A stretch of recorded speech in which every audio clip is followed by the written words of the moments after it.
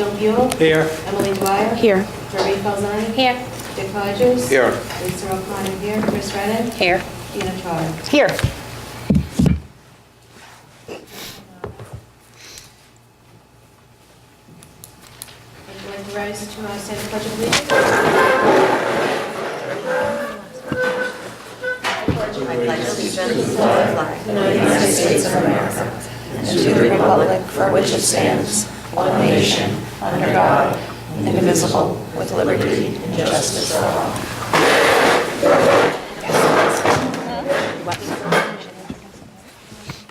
So the next item on the list is the agenda, and I'd like to make a motion, or have a motion to amend the agenda so we can add in an executive session at the end of the meeting.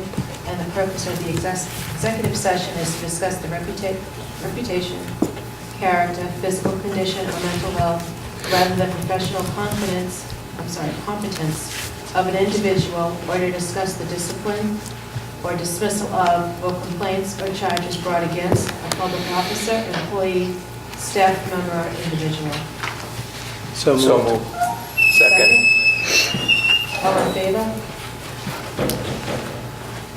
Any opposed? Can I have a motion to accept the business meeting minutes from January 25th, 2019?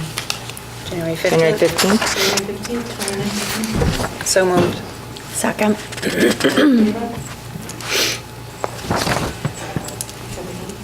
Can I have a motion to accept the budget workshop meeting of January 22nd, 2019? So moved. Second. All in favor? Can I have a motion to accept the Business and Finance Subcommittee meeting minutes of January 8th, 2019? So moved. Second. All in favor? Can I have a motion to accept the Business and Finance Subcommittee meeting minutes of January 15th, 2019? So moved. Second. All in favor? The next item on the agenda is public comment. And if anybody does take the microphone this evening, I request that you state your name,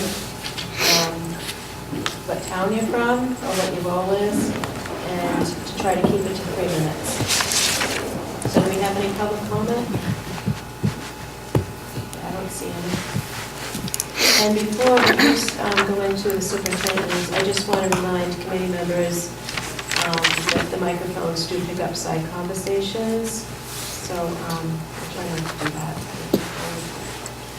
So Last week's video had it picked up, I was watching it today, picked up quite a few side conversations or tapping or things, just that it makes it hard to watch the video.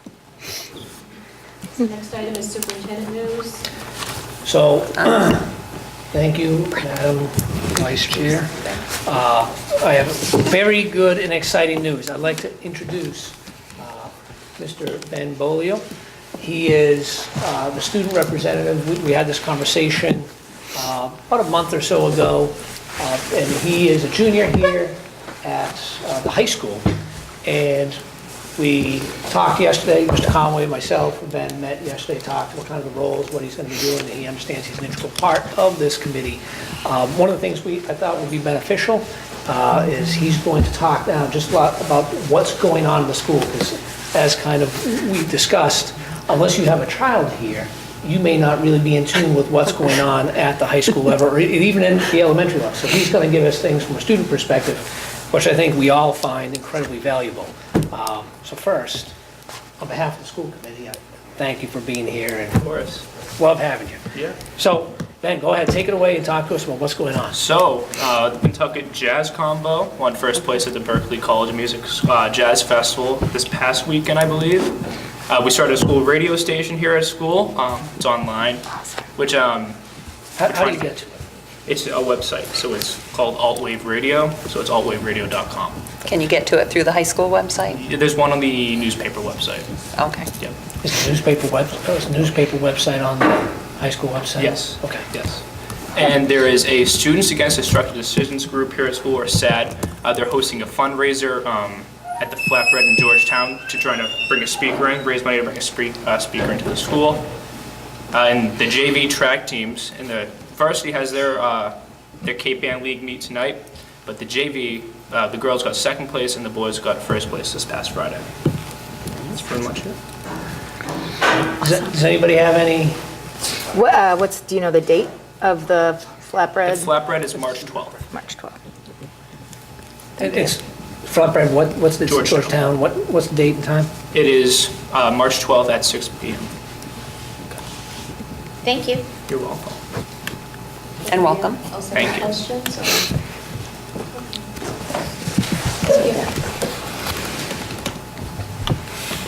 Looks very fancy. Yes, absolutely. So, well, before we get there, yes, I have, as a continuation of our kind of our budget workshop, three other topics I thought would be very important for you all to hear, is from facilities, technology, and special education. So I've got with us Mr. Greg Haddon, who's our facilities director for the district, Mr. Dennis Buck, who's our technology director, and Dr. Jarvis, who oversees special education and student services. So they have a presentation, so I'm going to go ahead and, Greg, is it possible to, how do you manage these lights? I know there's like 25 different switches. Good evening. Hello. He brought props and everything. One problem. One prop. Thank you. Happy to feel. The square foot. The special. So the slides up on the board are the same as the handout. I'm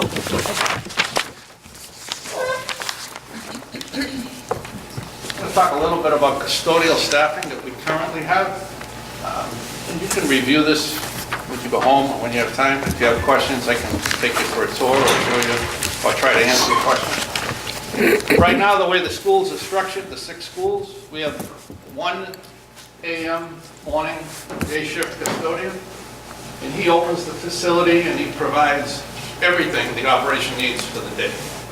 And that's setting up the lunch, taking apart the lunch, cleaning the cab after lunch, incidental things that may happen during the day. Like children with the Be a flu. wide range of activities. And then at 2 p.m., we have the cleaning shift that comes in. They work at the elementaries from 2 to 10, middle school 2 to 10, and the high school is 3 to 11, because there's many more activities in this facility than the lower grade. And the night shift folks have areas of the school to clean. They have sections. We sectioned it off by the square foot. It was the best way to make it an equal cleaning area. They also monitor any events that might be going on and clean up after those events. And then they secure the facility at the end of the night. Perimeter walk, lock the doors, check everything, and go home. The way the custodians are managed is they are a direct report to the principal. Principal instructs them on the day-to-day needs. Principal gives them their leave, gives them their evaluation of performance, and that's the structure. My position, the facilities manager, is to support the principal and the custodians, anything they need outside of their regular duties. Electrical, plumbing, snow removal, roof leaks, whatever. So I will aid the principal and the custodians directly. We have a direct communication. And sometimes I'll get involved with their management if we need to address something specific. And if there's a catastrophe, I can use that word with better. I'll get all the folks together and we'll fix it somehow. So that's the management and the structure of our shifts. This is a busy little slide here. And I'll start off on the top. It's, how clean is the place? How do we do? Data is collected from the Association of Higher Education Facilities. So you could think of collegiate schools, universities, high schools. Everybody inputs up to this level of information. So you take a place that's a level 1 orderly spotlessness, a showcase level of cleaning. Right? You might see that when you go to a college in Boston or Harvard or BU. And basically, the ratio on the right side up here is 1 custodian for 10,000 square feet. So 10,000 of those blocks right there. And when you think of a square foot, I don't want you to think of this flat plane. I need you to think of everything in this column right up to that ceiling tap. So square foot by depth. So it's a desk, a chair, a restroom, a cafeteria. It's everything in that square foot. So then you drop down a little bit to a level 2. They qualify it as orderly tidiness. And it's a level at which things should be maintained. So, you know, that's 1 person per 20,000 square feet. And on down, casual inattention, a lower level, 1 in 30, all the way down to unkept, generally dirty, unacceptable. 1 person for 50,000 square feet. Well, I'll talk about us, Pentucket. Custodians have always been a great place to cut work hours in the past. As long as I'm breathing, I'm going to stop that practice. But where we are today, and I am including the day custodian. Again, the day custodian is not a cleaner. He's running the ship. He's taking care of things as they happen. But if we include the day custodian, we currently have 5 custodians at the high school. It's 142,000 square feet, multi-story. So whatever you want in at the high school, we're a level 2 cleaning. It's pretty good. The place looks good. And on down to the middle school, we're at level 3. Page, multi-story building, level 3 and on. So that's if you include the day custodian. But in reality, the night crews clean the buildings. Can't really include the day custodian. So when you take the night folks only, you remove the day person, and you recalculate. High school's at a 3, middle school, Page, and Bagnell are unkept, you should say. And Sweetser and Donahue are at a 5. That's our staffing right now. So some people complain to me the place is dirty, it's not kept, and I agree with them, but we're getting what we're paying for, and the places don't look that bad to me. But I've got to deal with whatever comes. So we just did a big cleanup at Bagnell last season. It needed attention, so we did it. But we're doing what we can with the staffing that we have. So if you wanted to make the place a little better, it's going to cost work hours. Nobody likes that. But we recalculated, you know, 1 person for 10,000 square feet. Well, no one's going to give me 14 custodians at the high school. That's just not practical. But you can look at this and you can absorb the data on this. But if we don't do anything, we're going to stay right where we are. If we pick up 2 people, we can bring everybody up a little bit, all the schools. If we pick up 8 people, we can bring everything up. So the reason I'm showing you this is to let you understand the staffing of the way your buildings look. And if you chose as a group to improve the look of the buildings, the cleanliness, the shininess, the tidiness, we need to invest more into labor. I'm just trying to give you a reference point. I hear a lot of questions about the new 7 through 12 building, how you can take care of it. So I wanted to show you this to give you a benchmark of where we are now.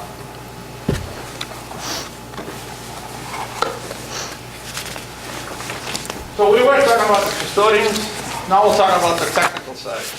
This is our crew. We try to do everything in-house that we can to save money. The manager, we have a head of grounds, licensed construction supervisor, asbestos designated person. We have a full-time groundsman. We need them with these fields. There's just a lot of grass to cut. We have a part-time HVAC technician, a 16-hour-a-week electrician, and a general carpenter. And everything else we contract out. I contract out for my plumbing because I don't have a plumber on staff. And there's a lot of specialty contracting to maintain the schools, mostly software driven, security systems, fire. So that's the technical side of it. So when the custodians or the principal need technical expertise, we call on these folks to do it. We caught up. When I first came here almost 10 years ago, there was like 3,000 work orders in the system. It was like everybody wanted something, and we had no people, no money. So we've been chewing away at it for a few years, and we've brought it down. So we're down in the 50s right now, 50 requests. We're getting there. We have enough staff, and we have the funding to do a lot of it, which is good. So we're getting ahead. We provide fairly good response. If we get a complaint, we're on it that day. If it's an emergency, it's taken care of. And if it can wait a little bit because of priorities, we get to it. But we're catching up, we're keeping up. And we're also picking up some betterment projects. We painted Bagnell, painted some of it. There's a lot of cabinetry being done. So we're, instead of fixing things that are broken, we're actually making the place a little better, a little more user-friendly. This is a big deal to me. The pink years, my early years, that was the maintenance budget. And a lot of the money in that budget is fixed supply lines. Heating oil paid, natural gas for the campus, electrical costs, telephone, fixed costs. You can't change it. That money's allocated and it's budgeted for. What we didn't have is discretionary money to go fix these lights or to buy ceiling tiles or to replace the door. We didn't have that type of funding.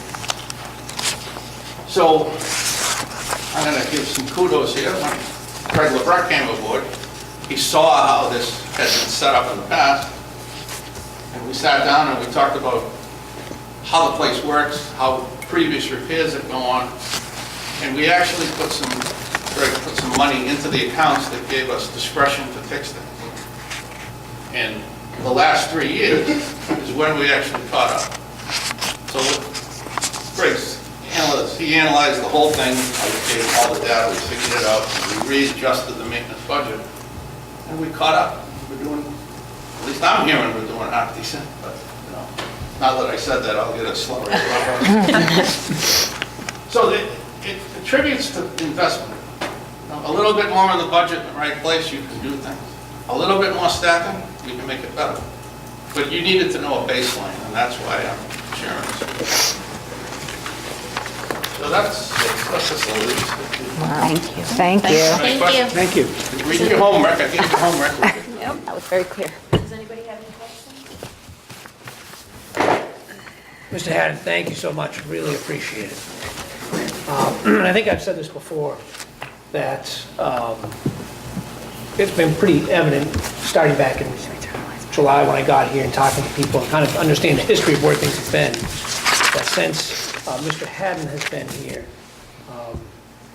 we know we had a knowledge base to get things fixed and working, but what he said is absolutely correct. The combination of the Gregs, Greg Haddon and Greg LeBrecq, has really helped us not only maintain what we have, but that's a big thing when you look behind the junior high. That's what we're capable of now.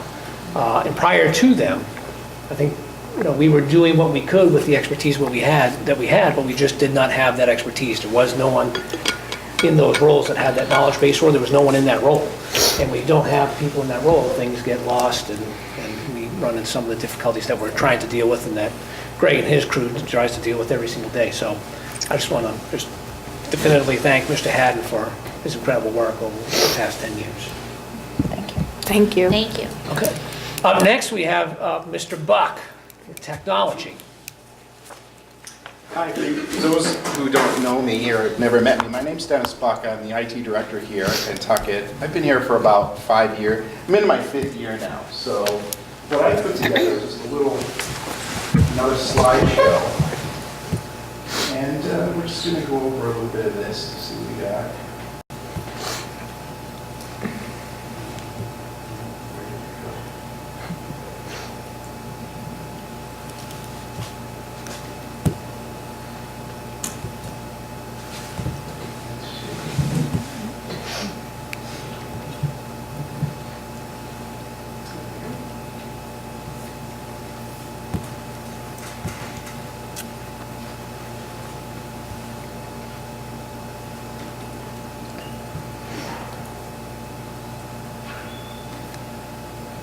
Okay. So what I wanted to talk about is the state of our IT department, some of our accomplishments, some of the cost factors, where we are now and where we hope to be. So what I've done here is I've just listed some of the major accomplishments that we've been able to perform over the past 3 years.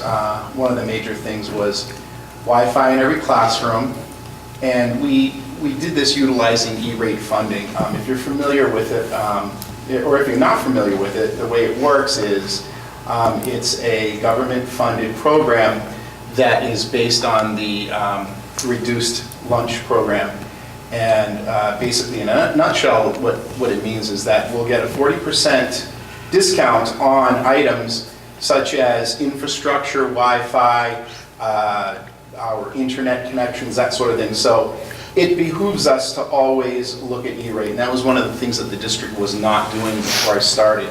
So we've been able to take advantage of some of that funding to do things, and one thing we did 3 years ago was we were able to get Wi-Fi in every classroom. At the time, we didn't do the high school because back then we were still talking about replacing this building. So it didn't make much sense to do it. Now, 3 years later, and 3 years in the future, it looks like it would have been a great idea to do it, and it's still a great idea to consider doing it right now. What the other thing we did was we virtualized all of our servers at all of the schools. So what that means is you have one mechanical box doing several things. That reduces the time that we have to work on them, maintenance, all of those sorts of things that take a lot of man hours are now reduced, and maintenance costs and that sort of a thing. We were able to institute a backup plan, and we distribute those backups throughout our campuses here. So if something happened at the central office middle school building and we needed to restore the backups, we have them stored here at high school. We have some of them stored at the elementary schools. So it's a good, inexpensive way to do disaster recovery, and we're still working on a better way of doing that. But for the funding that we have, we came up with that. We've also moved to Gmail, away from the Microsoft Exchange servers, and that's worked out really, really well. We've gotten a lot of good acceptance on that. We've worked towards Chromebook integration in the classrooms with a one-to-one program, and right now that's valid in grades 4 through 8 only. We're still working on some plans to perhaps move that forward, but that's all going to depend on funding as well. We are going to replace our student information system this coming school year, and that's through a partial grant, so that's a long overdue replacement. I'm currently working with E-rate to do the high school Wi-Fi replacement. It makes a lot of sense moving forward because we do not have accurate coverage here. All of the hardware here is out of date. We can no longer get it serviced, so as things break, it's costly to replace. So why not take advantage of the E-rate program and get a whole new system installed? Anything that we buy can be removed and utilized at the other schools if and when this building gets replaced. So this slide shows the IT budget. So I have 4 budget lines. The first 3, contract services, supplies, and software. Of course, when the IT guys up here all help. So those I'll mention in a later slide are basically my fixed costs. There's not a lot I can do with that. They go towards the things that you see here, maintenance contracts, all of the software that we use throughout the district, our accounting software, our student information system, education-based software, web hosting, all of that sort of thing. The bottom one is hardware, and this represents my infrastructure and server leases and service agreements, any repair items we need for PCs, and all of our Chromebook purchases and PC purchases as well. So it's kind of like the only fund I really have, maybe half of that fund, I should say, to actually buy new items. So these next two slides are basically my commentary based on that budget. Again, I mentioned that the hardware line is the only discretionary account I have. The rest are fixed costs. It's barely enough to sustain the district IT, and it's not nearly enough to provide for a thriving, well-planned technology environment. And when I talk about that, what I mean by that is, yeah, I have enough money to be reactive. So if something breaks and I need to buy something, I can, flash off a PO and pick up a computer or something like that and put it in the hands of the person that need it. But in terms of planning, I just don't have the funding to plan. The technology that we are buying is refurbished desktop computers and laptops, nothing brand new. Chromebooks in carts. We don't have a one-to-one program because we can't really fund it.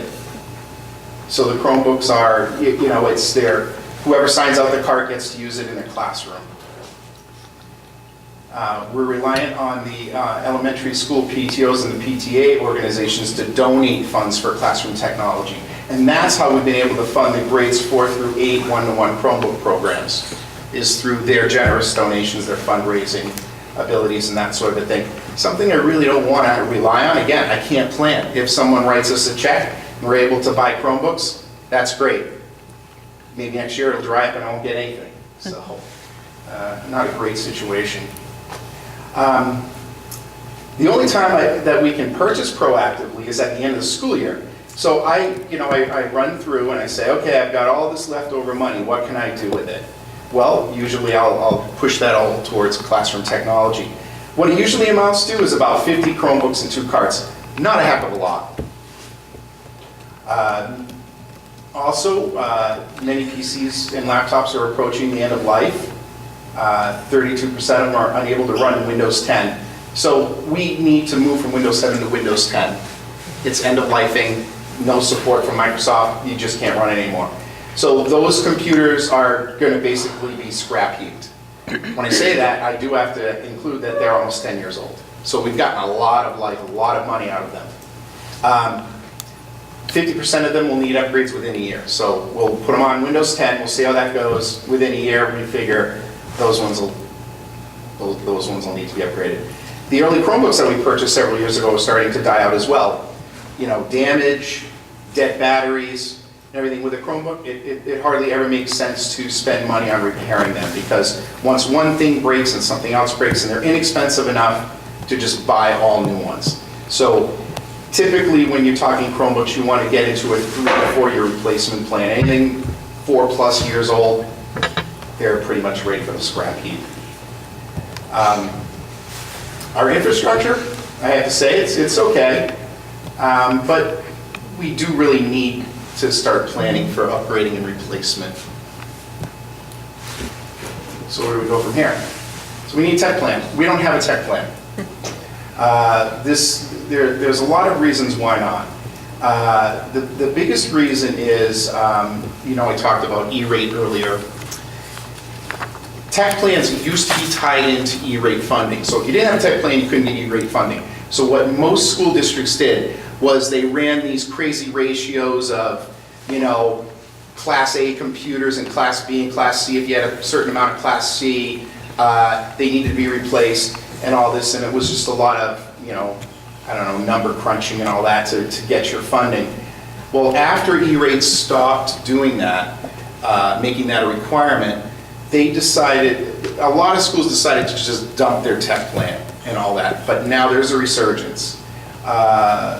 So what we've made as a goal, Dr. B and I first sat down in August, was let's get a tech plan rolling. We really need to get one. So we're working towards that. So what's that going to get us? So now we can be proactive, identify the areas of need. Our classroom technology will be met without outside funding. If we get outside funding, that's great. Maybe we can think about other things. But that technology that's in the hand of a student or a teacher, that shouldn't be funded from outside sources. Other things, maybe AV, I don't know if you call it convenience items, but other types of technology that could be very useful in the classroom could be used to fund those sorts of things. For infrastructure, I'd like to continue the movement to the cloud, get stuff off premises. That's probably the trend for the last several years, to go ahead and do that sort of a thing. It'll give us a better plan for tech replacement, so I can say, okay, I want to do a 3-year lease on Chromebooks. I can plan that I can budget for that, and I say, okay, in the high school I want 1-to-1, I need this many Chromebooks. I'm going to finance them over 3 years. That means that after those 3 years are up, the next group will come in 3 years, and maybe I'll do 4 years, and then it'll match up with grades 9 through 12, something like that. So that'll give us the ability to do something like that. One other thing that we should consider too is fiber internet connectivity to replace our existing cable modem FiOS technology. The stuff works 95–99% of the time, but the more we rely on the internet connectivity for our email, our student information system, surfing the web for teaching, that sort of a thing, we need more reliable connections. It's not cheap compared to what we do now. An increased budget would allow for something that's way more reliable. I've been told by the state that we're in the minority right now of schools that do not have fiber. So I'd like to see us move forward with that. Leasing, I mentioned that earlier. That's going to give us a nice even investment and good replacement plans. That's going to have to go hand in hand with that tech plan. Another thought, instructional technology specialist positions at each school. I think teachers really have a need to have someone there by their side when they have questions or issues with technology. Also, this person would be a teacher. So this person could teach a computer class or teach internet etiquette, keyboarding skills, that sort of a thing. I think it's really needed. I've seen it in the past. It's been very, very successful. So what's it going to take? Obviously, an increased awareness of the necessity of technology. So I threw up there textbook versus Chromebook. Why wouldn't it, why can't a student carry around a Chromebook instead of 5 textbooks? Our curriculum, I think, is being more aligned with online learning, that sort of a thing. Obviously, a bigger investment. We need increased budget money to go towards IT. And timing, I'd say, let's shoot for a couple of school years from now. Maybe we can start discussing what it's going to take to do this sort of a thing, and we'll go from there. I think that's all I have. Yes. All right. Thank you very much. Thank you. Any questions? Yes, how much is a individual Chromebook? Right now, we purchase Dell Chromebooks. They're $250 a piece, and it's $25 for the required Google management license. So we're talking about $275. And I like the Dell. Sure, there's cheaper ones out there, but they're very sturdy. They're typically not going to give up the ship. I've heard some horror stories about some other brands. We just stick with Dell. I deal with Dell directly. I get really good service from them. I'm very happy with them. Okay, thank you. Yes. So you had mentioned about the FiOS. We're currently on the cable and the FiOS. Yes. And I think we had a number at some point about the percentage of schools that are on the fiber connectivity versus do you remember by chance what that was? The number that The are percentage of, what percentage we're in? 10%. So 10% do not have dedicated fiber. FiOS is fiber, but it's not dedicated fiber. So we're sharing with the neighborhood. Whenever that goes down, and usually the neighborhood goes down, we're just another person in the neighborhood making the phone call saying it's down, and they'll roll a truck if they have to.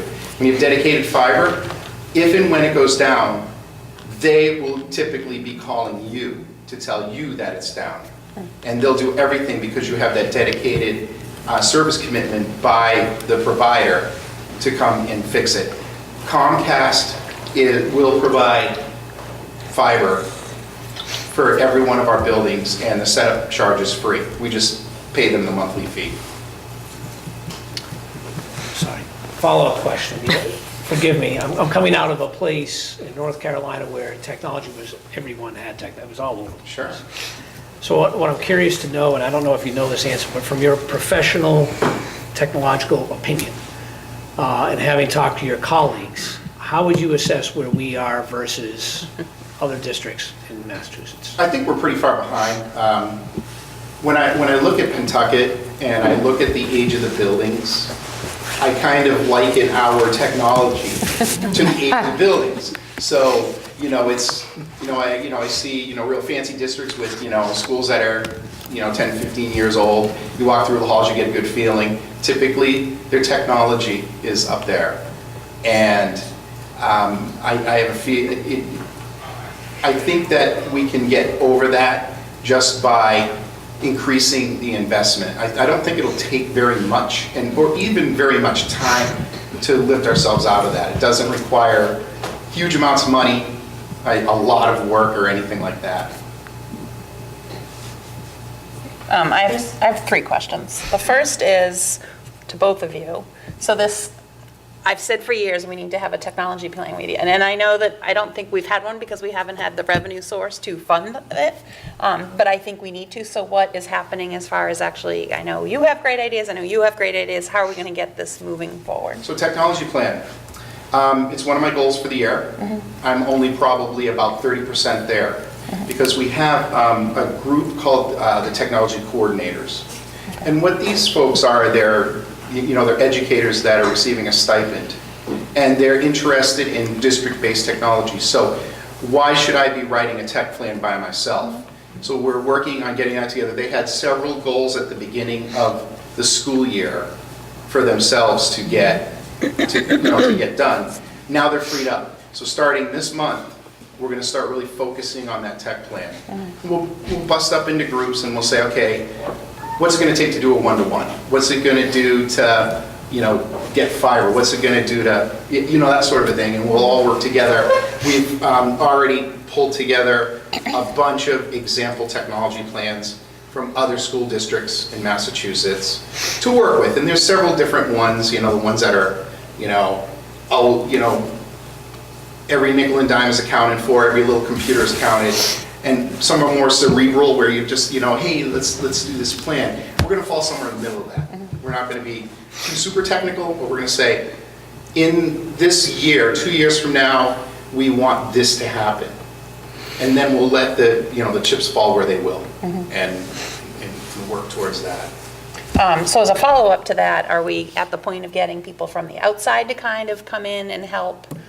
I think it's great that it's coming from within the district, but I think there also has to be partners from outside of the district, and that's people who live in the communities who have some affiliation with this, parents who might work for companies that do some of this. So my past experience working in schools with tech plans, you can get a gigantic group of people together, and parents, teachers, business people, staff, tech staff, and all that.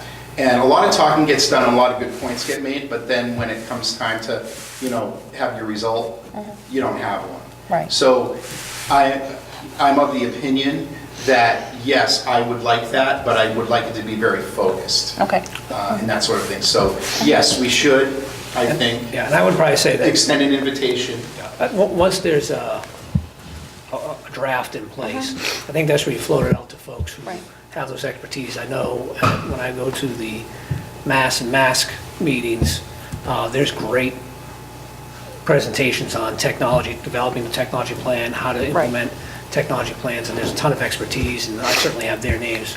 But once we get to that point, I think there's a wide open door to allow people in, because I think Mr. Buck is generous saying that we're a little bit behind. I think we're further away. And I obviously have concerns because we have our 4th grade through 8th graders that have these laptops, the one-to-one. They're not their own. They belong to those schools. So when they come to the high school, all of a sudden it's not there. Right. It's on carts, but it's... So the high school, so I kind of look at it as elementary and then the high school, middle school.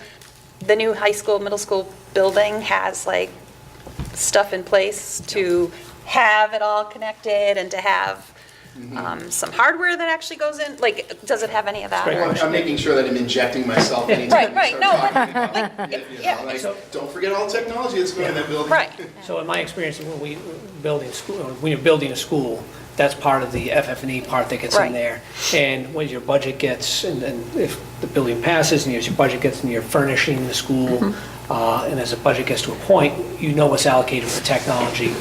And if that technology allows for it, yes, there could be a big influx of purchases for that, or it could be something we sit back and say, listen, this is too expensive, we can't go in that direction. But yes, it is clearly an opportunity in terms of infrastructure to have, I'd say, the most up-to-date technology, because we know what's up-to-date today for you will be good for Right, yeah. 5 to 10 years. And then it Well, will- there used to always be this whole idea of, oh, you need a 5-year tech plan. Well, 5 years from now, what you thought you were going to want to do is completely reverse itself. Right. So 3 years out is typically what you're looking for a tech plan, and you're going to deviate from it as well. Right. You're never going to follow that to a T. And that could be because technology has changed, but money changes as well. So you could have the best plan in the world and 3-year leasing and everything, all of a sudden, something bad happens somewhere else in the school environment world, and it gets pulled, so. Right, right. Well, one of the things that, West Newbury did, and I don't know how familiar it was before your time, is some of the citizens from West Newbury went to the town and wrote a grant, or not a grant, I don't exactly remember what it was, and we voted on it at town meeting, to kind of make the Page School, Right. so rather than doing it through the budget, or looking for the PTAs, PTOs to, actually working individually with the towns to say, our elementary schools have needs. We need a certain amount of money, kind of like you would do for like the maintenance side of things, that, these floors need to be replaced, so that's the town ticket, almost that type of thing, that we start thinking about, the towns have to directly kind of put in some of these. Well, if I understand the way that it works, and it was before my time, but a good example is at the Page, someone came in and ran all the networking closets. Yep. And so they're all one stacked on top of the other. Yep. It was a really good job and all that. But the building is owned by the town. Right. So it makes it kind of easy for the town to say, yeah, let's go ahead and fund that improvement. It doesn't really come out of school budget. Right. It comes out of the town budget to Right. improve a building that they own. Right. And the district schools that I've worked at, the biggest challenge is the district schools. Right, Because that, you don't have that personal ownership anymore. Right. As you would. right. Yeah, but just to think about some of Yeah, those absolutely. options outside of the box, that, Right. we wouldn't want to necessarily fund our renewals of the Chromebooks, but maybe we can fund that, bringing the fiber optic lines in and things like that. Absolutely, that would be fantastic. Thank you. Emily? So I've heard you talk a lot about Chromebooks, and I saw, teacher laptop Chromebooks. And obviously the potentially new building, other hardware, but what I know that at Bagnall, the PTA has also funded things like the smart boards, active boards, stuff like that, projectors. Yes. Is that something that I know, again, technology is changing really fast, and there are lots of, TV screens basically now that are much cheaper than some of the Like interactive boards. and- But So, right, the way the technology always has been is a smart board with a projector. Now, they have interactive flat panels. So they're like gigantic TVs with the touch. Right, and they're much built cheaper. already. Or you have the interactive projector, the interactivity is built right in, you just put it onto a board. So there's lots of technologies like that. And that's kind of where we are. The PTAs used to do a lot with the smart boards and the Yeah. projectors. So now the Chromebook has become a big need. Right. So a lot of the PTAs are funding those. Yeah. So now what's happening is the smart boards and the projectors are starting to end of life. And, Yeah. we can do some work on them, clean Yeah. them and replace the bulbs, but they're sometimes eventually going to they get don't to the work point anymore where either. they're dead. So Right. where do you fund that from? Well, So that's why I'm thinking, boy, if we could work together with the PTAs, and that's what I've been doing all along, is what I ask the PTAs when they want to donate funds is, run it by me, let me get the pricing, let me work with you on that, and then we're gonna get something in here that we all really like, and we'll use it for sure, and all that, rather than leaving up to PTA to go shopping and buy things. So, the need, if a PTA came up and they had a fundraiser and they go, what's the best thing we can do for technology? We wanna spend this money on technology. We can certainly come up with things like that, projectors, anything like that. If it's not the Chromebooks, it's something else. Well, and perhaps through the PD that Brent is working on with, the different pieces, there may be other types of technology that, are more appropriate for, say, the primary grades versus the one-to-one at the upper elementary, middle school, high school. And that's where I like the idea of the instructional specialist. Yeah. I'm an IT guy, I'm not a teacher. So to me, I can walk into a classroom and go, yeah, they're all set, Chromebook, projector, smartboard, but there's so many other things out there. Right. So the instructional specialist is more attuned to those sorts of things and can say, you know what, the kindergarten, all kindergartens, regardless of which school, could really use this technology. How can we get that? Right, I mean, even student response systems, Yeah. the ones that in my building we use for the primary grades are very different than the ones they use at the upper elementary, because those are more like texting. They can do actual, so I just, Right. I wonder if, as you're working with the teachers and you're making this plan, I don't know if I'm assuming you're involved in this Indeed. conversation, but that those are things that we're And thinking about You bring up an too. important point too, as you know. It's not just you. Is there has to be a certain amount of PD that goes in with this. For sure. So, you get to roll all new, for Yes. example, smart boards up, Right. and then the teachers don't know how to use them. Then what do you do? Or you get a Right. smart board in January and nobody knows how to use it. No, yeah, how do you turn the darn thing on? So, that's an important piece of it. If that can be included in the thought process, that'd be great. Yeah, there's a lot of learning time built in. Mr. Buck refers to the replacement of the SIS, Student Information System. Well, that's Infinite Campus. That is our big change. That's replacing multiple digital platforms and programs and systems that we have. And in some cases, certainly with our elementary schools, providing them access to tools and information that they've never had before. So there's a lot of learning time that needs to be set aside to support, and that's for PD, it's teacher learning time, it's technology, it's communication, it's everything sort of coming together, so it's a lot. Awesome, thank you. Any questions? Mr. Buck, thank you very much. Thank you so much. Thank you. Thanks. Very enlightening. And our final contestant this evening is Dr. Jarvis. You have... Oh, yeah.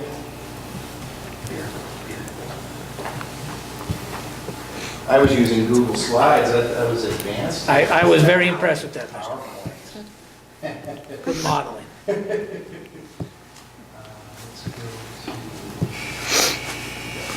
here. I think it's already up.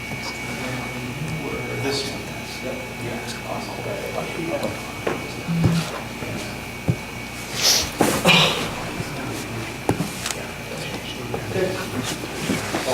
How did you make it go full screen, Greg? How did you make it go full screen? Right down by the 60%. Keep going, bottom right. Lower right. All right here?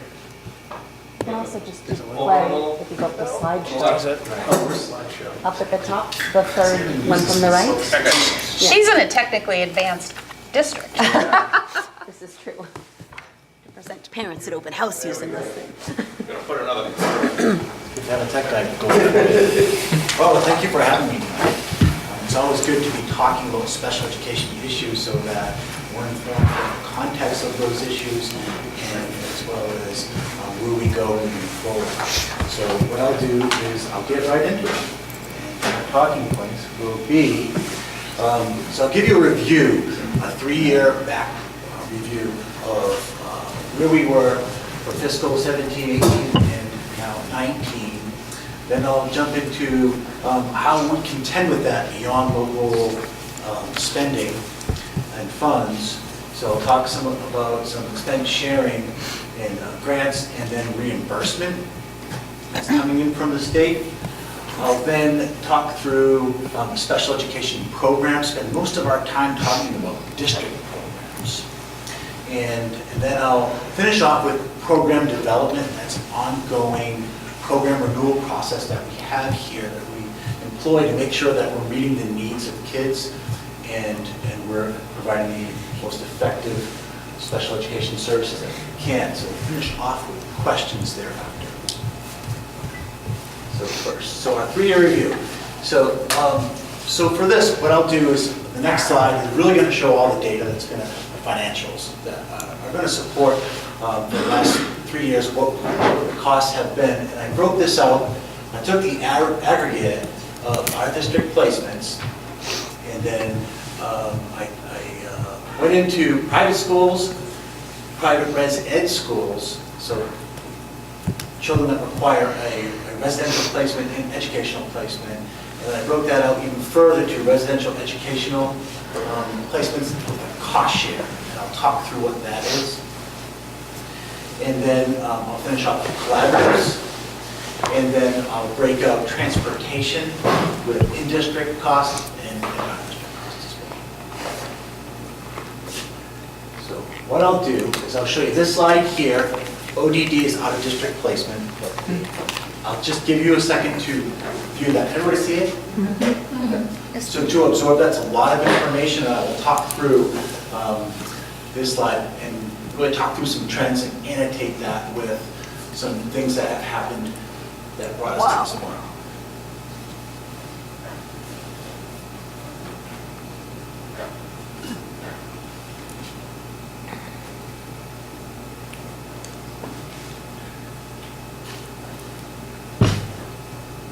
Okay, so the out-of-district placements for fiscal 17, 18, 19, that's an aggregate number up top. So as we look at trends, you see a major jump coming from the fiscal 18 to fiscal 19.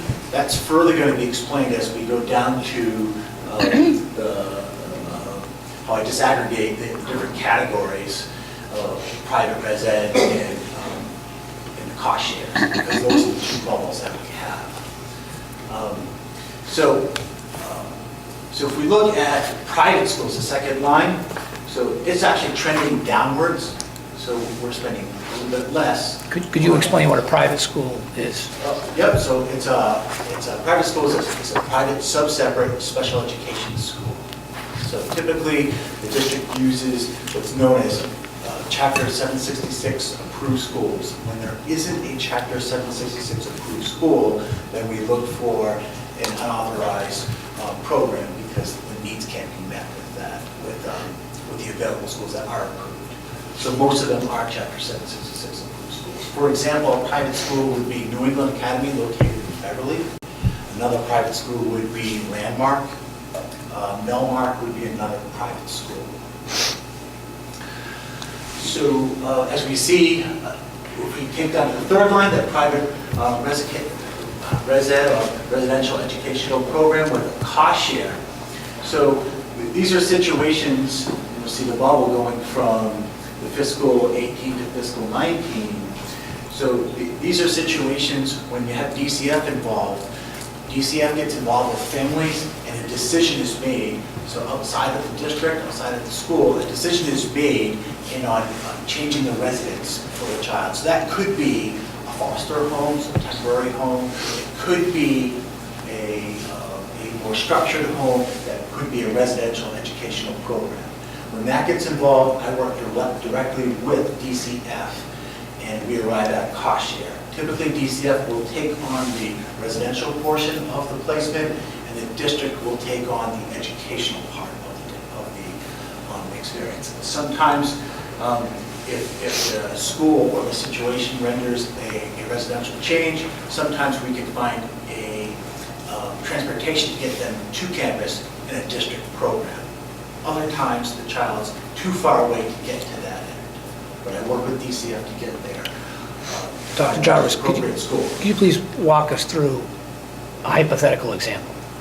A hypothetical example. Just so I want to make sure everyone's on board with what How this is. DCF could be involved. Sure. So if a youngster, in my example, so I'll make this up so that Yeah, absolutely. for confidentiality purposes. So if a youngster has demonstrated a high level of need because of an emotional disability, and it has become unsafe at home, or at home, it becomes a untenable situation because through the lens of DCF, that's Department of Children and Families, DCF could then make a decision to act and then remove a child from a home. It would be their decision to do so. And that's when I would work with DCF accordingly. Of course, really try to work with DCF beforehand so that we can work hand in hand and we can help the child stay in the home to the extent that they seem or deem appropriate. Does that help? Yes. Can I ask a question about that? Sure. So you're saying if a student, an in-district student who lives in one of our 3 towns, Yep. gets removed from the home by DCF for whatever reason, then gets placed, are you talking about like a residential placement? Yeah. Like they have in like Yep. St. Anne's or somewhere like St. that? Anne's is an example. So, Yeah. so then this cost sharing is around the schooling related to or possibly the residential fee associated with them existing in a place that is not residential to one of, like, whether, you know, their parents or whoever they were formerly guardians living with. So that's what this is, right? Then they're going, That's right. either getting them to come, you know, transport back here for school if there's a program that meets their needs, or to whatever other program is meeting the needs of those students depending on what their Correct. disability is. Correct. Routine process, we get it. Yeah. That's why it's imperative for the district to work very closely with DCF, Yeah. so that we make sure that we have the appropriate placement and then to get through what the child needs. I have a question. Yeah, sure. So if you had a student that was in state custody, it goes back to their last known residence, correct? So yes. Okay. So if they were picked up by foster care, say like in Amesbury, the cost wouldn't then shift to the foster care, it would still stay because the child is still So theoretically in state custody. So there could be choice with that with foster care. So there are a few different permutations of what could happen with that. So foster care, depending if it's so the difficulty could be decided whether it's a permanent placement, residential if you will, or whether it's temporary. So there could be different layers of responsibility that could be in play here. And it also would give a child choice potentially too, or choice in what district to attend. So typically we work with school districts when that happens so that we don't interrupt a child's program. Sometimes a foster family could take on care for a youngster but be too far away for travel.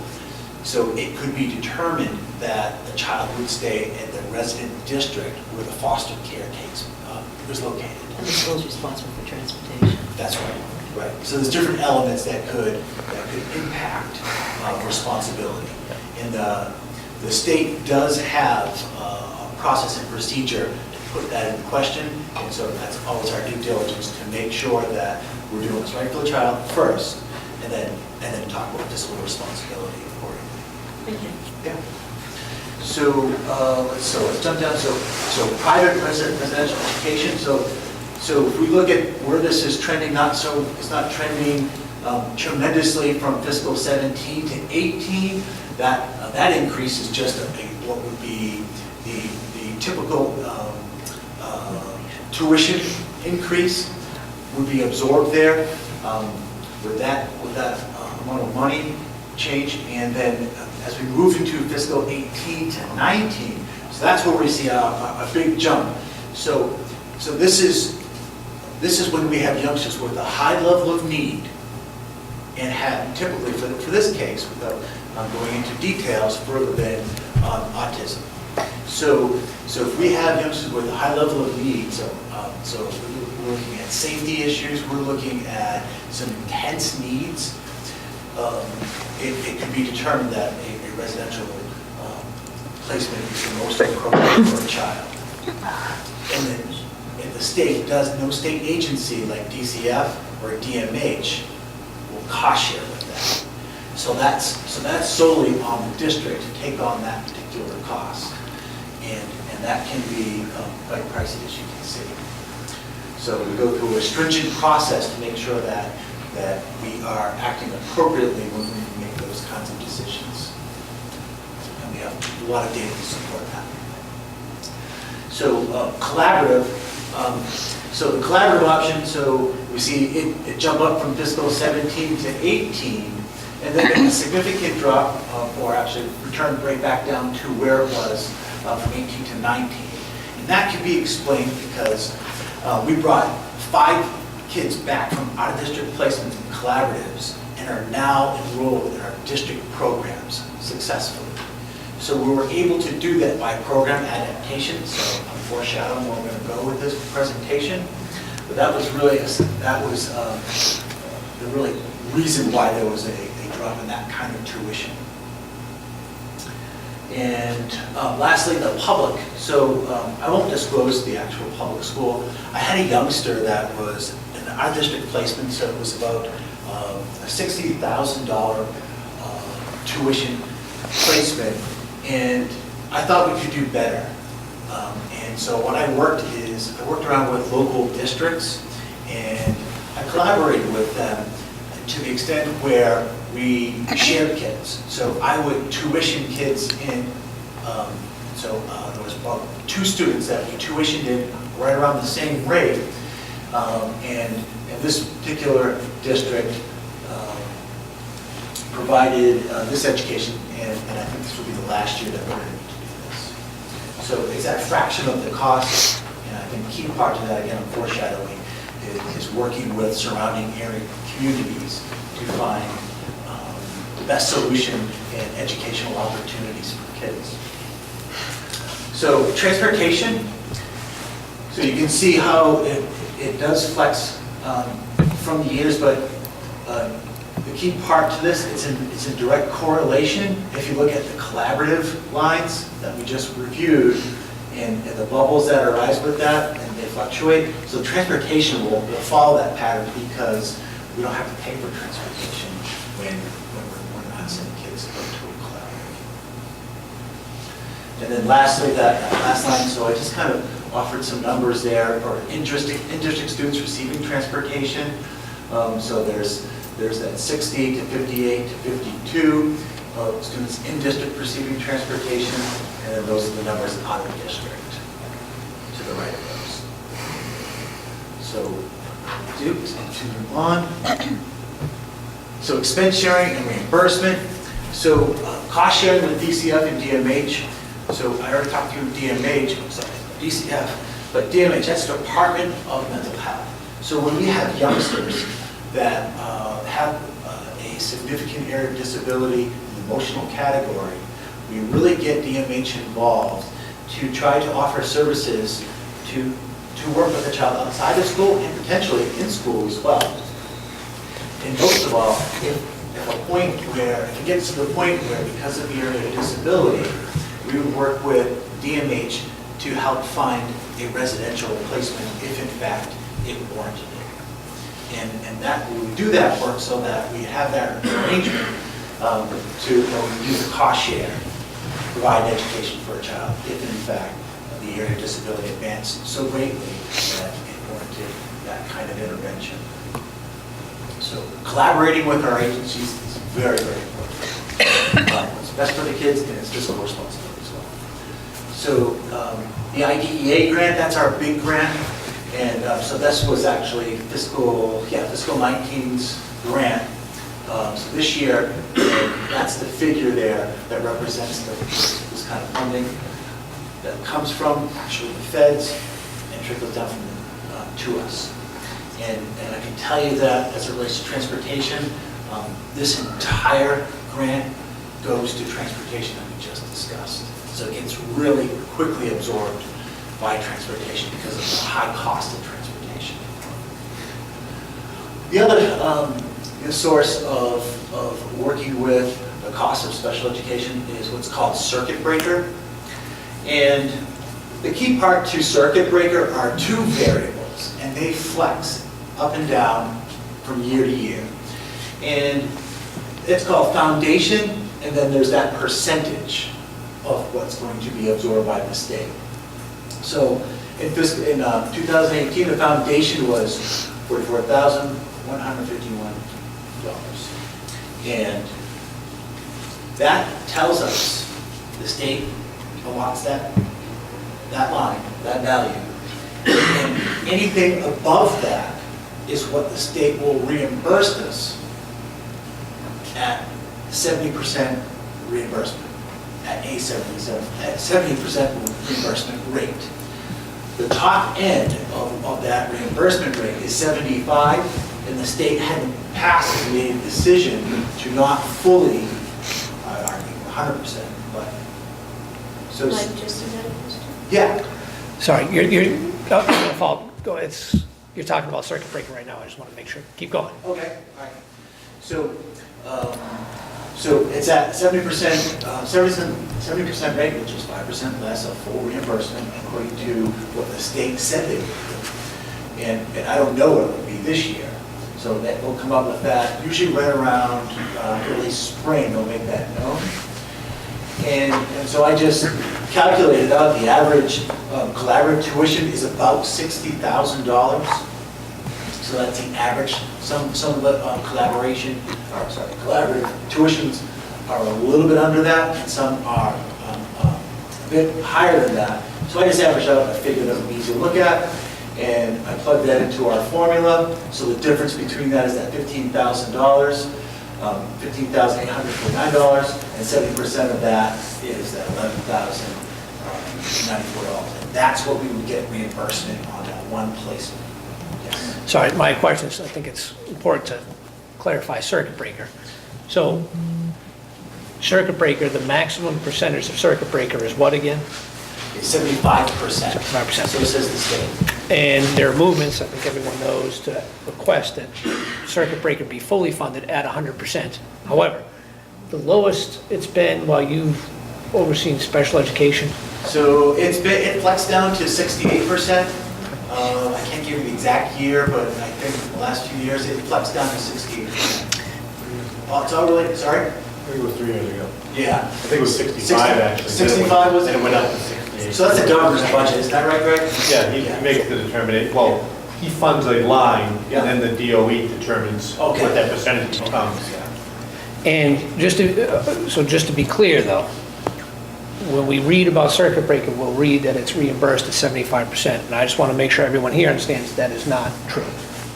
That is not what we're reimbursed at. I had a question. Yeah. Mass Health also, just because students have Mass Health, don't we get a percentage of that back? And then my other question is, I know at one point there was talk of trying to get private health insurances to pay for a portion of like residential placements. Yeah, so there, so to go to your, the latter of the two, so that hasn't gained traction. Yeah, I've never, so if a child is demonstrated a level of need, it's really on the district to offer and uphold free and appropriate education. And so that means fiscal responsibility would come through the school district and not health insurance.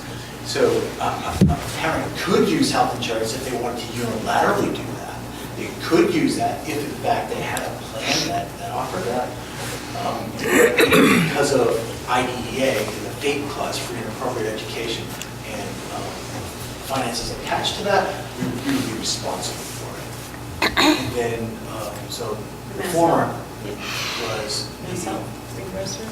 Yeah, so that's true too. So yeah, there's some funding that could be recaptured through that as well. It would be through that. I don't have those figures, but so that's typically, those aren't figures that I see that come through my office. They go right to the business office, but I can certainly get those and make them available to look through. You want to talk on it? You talk about the Medicare reimbursement? Yeah. Yes. Yeah, we contract out with a provider, we do the entry, the IEP, we submit all the informations, we've actually picked up quite a bit of money by making sure we didn't miss anything over the last years.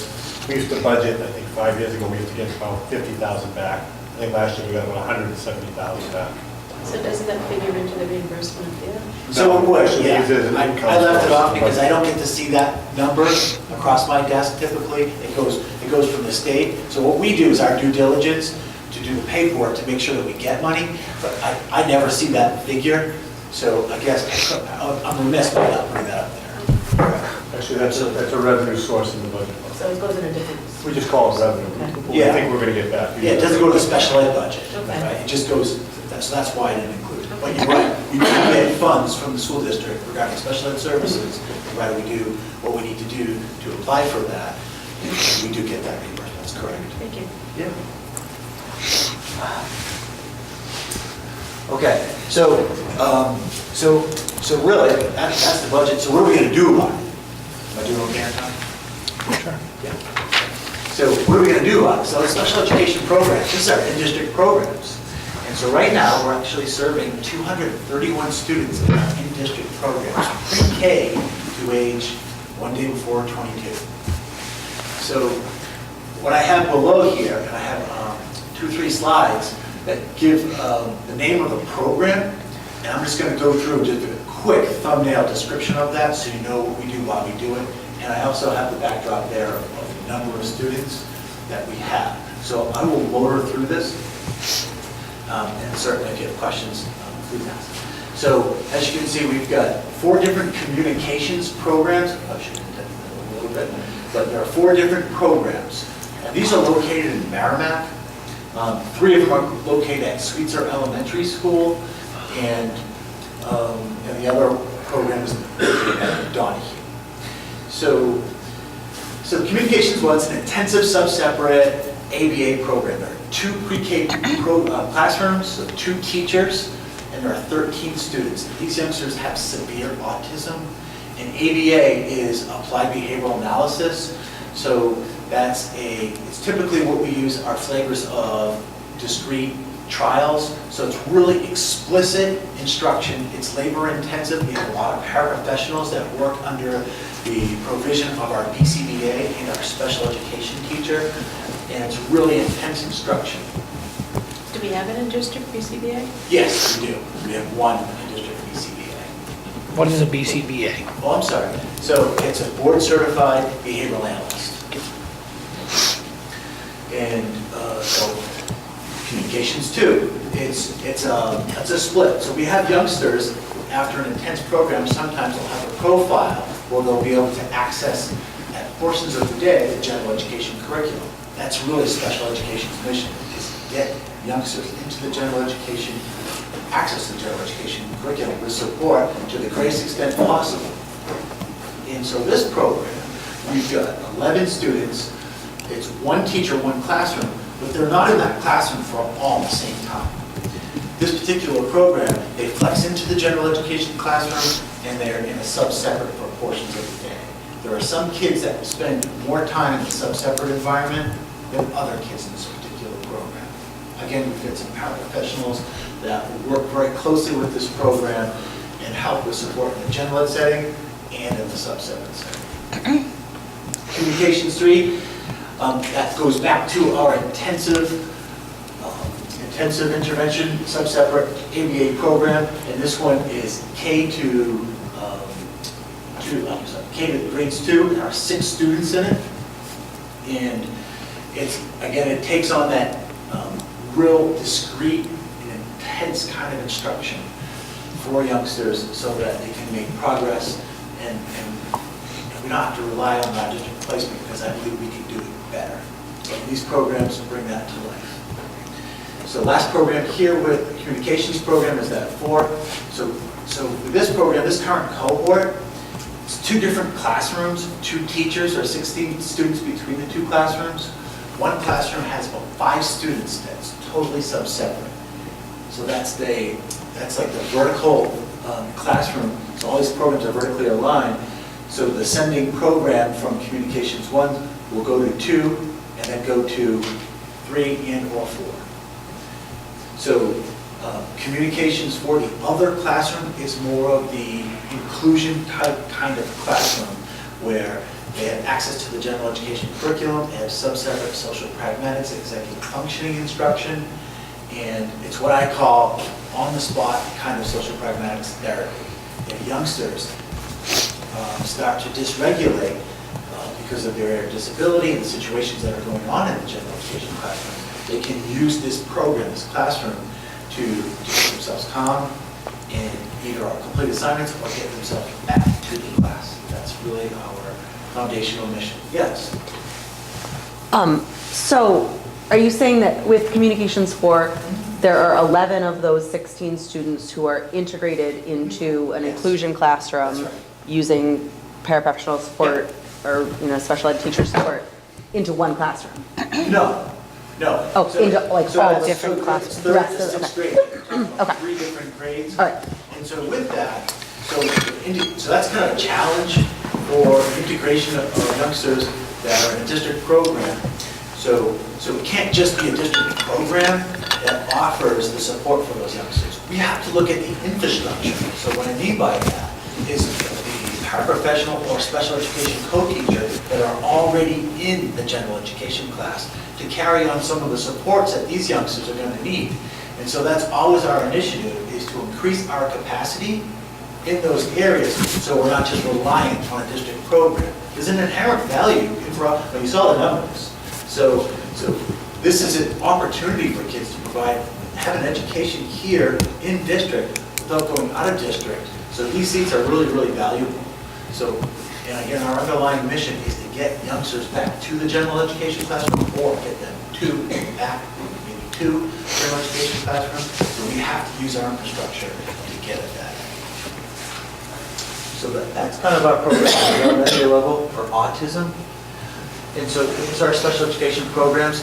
Our TIP, so it's Therapeutic Intervention Program. So that's vertically aligned from elementary, middle, and high. And so that's our language-based program. That's also elementary, middle, and high. So our Therapeutic Intervention Program, located at Bagnell, and we just opened a new one at Page. So Bagnell is currently servicing 6 students. There's 1 teacher assigned for that position, 1 paraprofessional. Page, 1 teacher, 1 paraprofessional, 10 students. Middle school, we have 10 students, same ratio, 1 teacher, 1 paraprofessional. At high school, we have 16 students currently receiving therapeutic intervention program services. And I can tell you that it's the same design as the social pragmatics program. It's not to lock them into one corner or one side of the building where they stay in all day long. This program is designed to offer on-the-spot kind of therapy with kids when they need it during the school day because of a situation or what have you. They have a classroom to report to, process, and get back to class. So we use a number of theoretical lenses to get at that end. So Ross Green's work, collaborative problem solving, and strength-based interventions. So our language-based program, so that's located at Bagnell. We have one in middle school and high school. So, which is a good sign here. So I see shrinking numbers for the last few years. Our numbers are shrinking here. So what that tells me is that our general education programming is getting better. So if our general education program has deficits in it, we're going to see more referrals to this particular program for youngsters who need special design instruction to read because they didn't get it in the general ed setting. So that's really good to see. I think that if we continue this kind of work, these numbers will dwindle and we can really provide opportunities for youngsters that require services with profound disabilities that negatively impact reading, like dyslexia. Yeah. So are those language-based programs run in a tutorial style in terms of the, language instruction, the phonics and that sort of piece? Or, I see you have a reading specialist up there as one of the teachers for that program, so I'm... Yeah, to further break this out, so out of Bagnell, so the answer is yes. So Bagnell will have 2 teachers, and I'll have a reading specialist outside of that to offer intense instruction.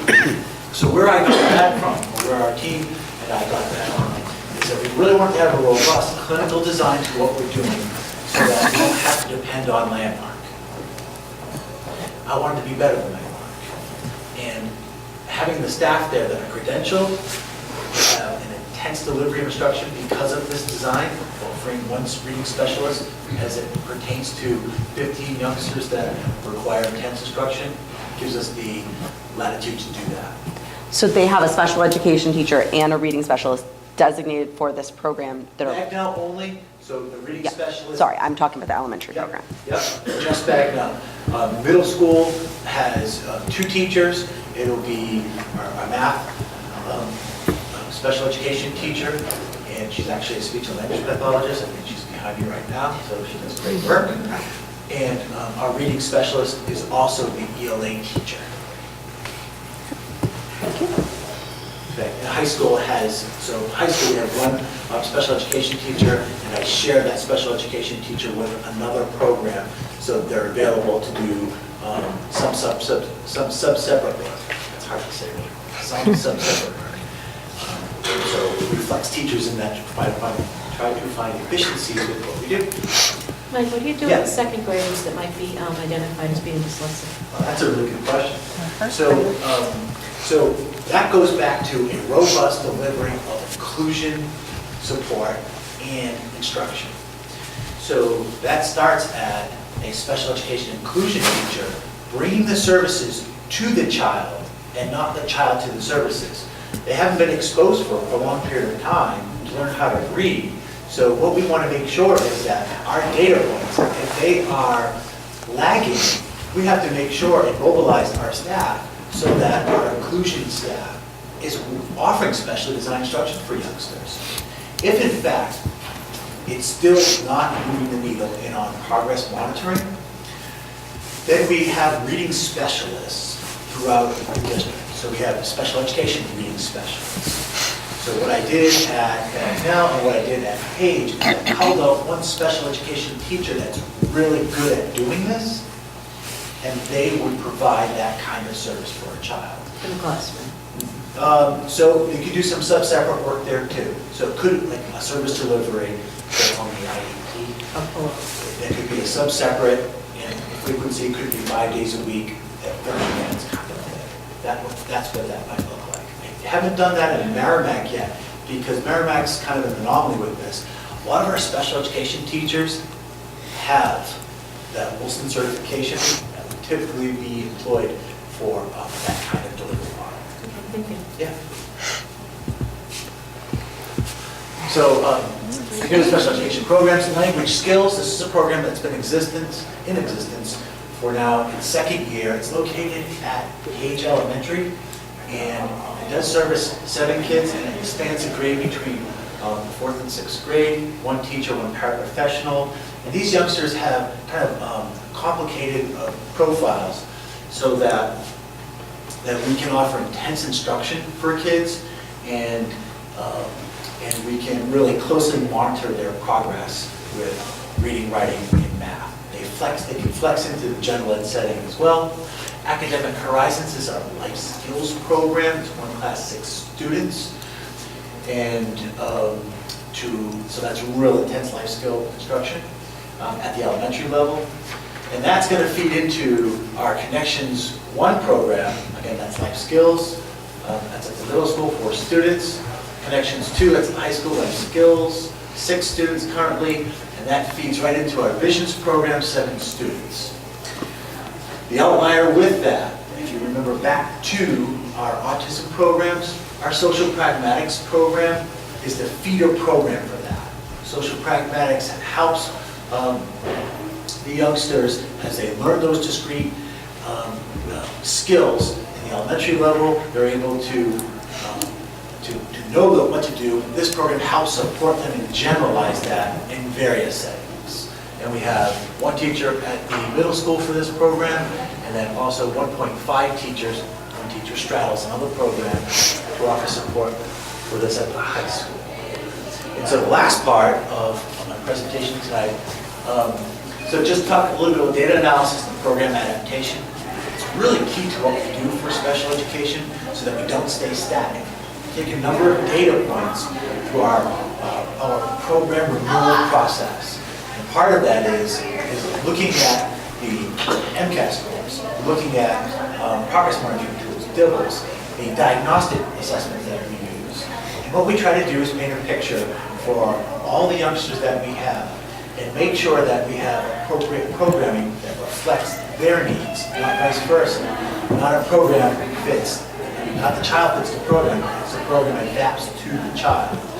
And so what that exercise does, it helps look at whether or not a program, whether a model, the theoretical lenses that we look through, drive that model to make changes to that. And so in doing so, we've noticed, so as part of this data analysis, the growing category, 10 categories of disability, it's the emotional category of disability that is really increasing as far as identification of kids receiving special ed services. So what are we going to do? We're going to look at alternative kind of programming. And so at the beginning stages of developing an alternative kind of program, these are youngsters that may have high anxiety, some school phobia, or depression that so negatively impacts them that it's so difficult for them to access the general education program, their educational program generally. And another strategy of doing this is collaborating with the surrounding area districts. So I've done that in the past, and I want to continue to do this and continue to do this, and how we can find efficiencies and resources. And that's sharing resources to develop a program. And so what I'm really looking at is potentially seeking out districts that can work with me or the district and build a 45-day assessment rather than rely on a collaborative. You saw that figure for a collaborative, the average cost. It's no longer a deal for the local communities to use a collaborative all the time because it's very, very expensive. And I feel like that if we use our resources, we can also build our own quasi-collaborative. And that's what I'm really prospecting right now, so that we can provide high-quality education for our youngsters without depending on outside resources that we don't have control of. So I really want to thank you for the opportunity. I'm sorry I wasn't on there, but I have a lot to say. Yes? I have one question. You had the number 231 students. Yeah. Where does that include IEPs, or is that a totally different subset of the budget, or how does that work into it? Yep. So 230, I said 230. 231, I think is what it said, yeah. So those are youngsters that receive services in a district program. Okay, Some of our district programs, by the design of them, flex into the general ed setting. So it's not 231 kids that are sub-separate in a way. So that would be untrue. Some of them are, right, because of the nature of their needs and the design of the program to meet those needs. okay. That's all. Well, no, I'm just wondering, does that include all of the children that are on IEPs? No. So we have about 19% of the district who receive special education services. I didn't really talk a whole heck of a lot about inclusion services and what the costs there are associated with that, because I didn't break that out for the cost of district programs. About 500 students. Okay. Yeah, so it's 19% of that, and so what's that? So 5, yeah. Emily? So you're talking about emotional disabilities as like the largest growing category. Yeah. What types of sort of more tier 1 or even tier 2 programs have you looked at or have, to put in place so we don't have to, not that creating a program is a bad thing, obviously it's not, but I'm curious what we're doing before we get there. Yeah. I could help Mike too. Go ahead. Yeah, so a lot to say on this, but so that's an initiative. So I'll just preface it by saying, so this is my mantra with my, I just said today when I met with some of our programs, is that we can't have services in isolation. We've got to work as a team. It can't just be adjustment counselor comes in, saves a day, and we have social support, social emotional support that's done by one person. That has to be shared out by a general education teacher. There's a role and responsibility with that. There is a paraprofessional that could be involved with this. There's a special education inclusion teacher that could be involved with this. So those are identifying roles in with that are very important. So that could also take the shape of of PBIS. So PBIS is that positive behavioral support system, and it's a tiered instruction support. Not you, it's lights. So that's tiered instruction support as it pertains to emotional and social support. There's one. UDL is another kind of universal by design practice where you're having multiple professionals that are providing supports for youngsters in the general ed setting or multiple settings. So those are two initiatives. And a lot of our professional development for the remainder of the year focuses on working around social emotional needs of students, but taking the perspective of what is the general curriculum that we have in place that we're going to teach students about their social emotional learning skills and so forth. So there's a direct instruction, and then there's the practices and policies and structures in place to support all that. So looking at both of those, we're actually going to engage in some curriculum and resource mapping of the district over the next couple months, both at the secondary level and the elementary level. And we have someone who's coming in working with our middle school on developing PBIS, and our elementary schools working with PBIS for the rest of the year too. So it's a focus point, but we're in the emerging stages of really putting that into place. Yeah, and so the districts have recognized it because of that. It's really, really elevating, and like I said, it just can't be service providers that do that. So we need support with the help with the generalization of learning skills. I'm a classroom teacher, so that part I got. It's actually a big focus of our wellness committee, and that's the majority of the work for the rest of the year on out is focusing on that. Yeah. What's preventing us? And then I guess the question is, what are the challenges you face in terms of talking with parents and saying, listen, we can hire a special educator that can absolutely meet the needs of your child, but do the parents still want to send them to Beverly? I mean, what are the challenges you're facing when we could be cutting into the money figures that we saw up there by taking care of these kids here at home, leaving them with their friends? What kind of challenges are you having? Yeah. So sometimes it can be difficult issues. So for instance, with an emotional category, it could be school phobia, where youngsters that maybe don't have connections here at school, and therefore it's really difficult for them to attend school in a local community. So the answer to that is so how can we address before it gets to that end? So that there goes that the preventative measures, the tiered instruction, and the monitoring that we have in place so that we can go more intense services when it's needed. So some of that is being able to front load those supports in place and focus, have resources available for that, and then have the resources available to go more intense for when it needs it, so it doesn't rise to that. So unfortunately, in the social world, especially in the way of emotional disability, it's so fluid, it can be a number of different reasons that impact a child's experience. Okay, I have a second question. Sure. Are all of the reading specialists in our district certified in Wilson and Orton Gillingham? So all the reading specialists, so the special education reading specialists, we have two kinds of reading specialists. We have general education reading specialists, and we have special education reading specialists. So the answer for a special education reading specialist is yes, except for one is earning that right now. Okay. The rest of them have that. They're two of the most successful programs I've encountered. You're speaking to that? No, I'm just talking about, I've been involved with those programs in other schools, and they do incredible things with kids in a very short time. Yeah, absolutely. Yeah. So the last thing I could say about that, I didn't have it up here, the 274 grant, it's called a Special Education Improvement Grant. The district doesn't qualify for that anymore. It stopped giving us the money.